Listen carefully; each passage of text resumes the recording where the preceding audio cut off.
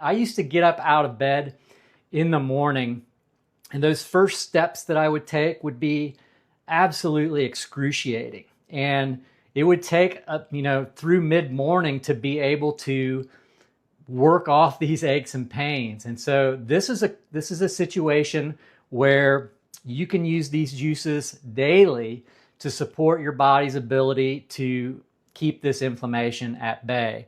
The key ingredient, key component in pineapple that really helps with this is bromelain. So bromelain is an enzyme that's found in pineapple. It's prominent in pineapple. And not only is it great for inflammation, it's also incredible for digestion. The enzyme bromelain is absolutely phenomenal at helping your digestive system to break down old undigested waste, metabolic waste products that are hanging out in your body. And in your joints and around your joints, there can become these calcifications and ossifications.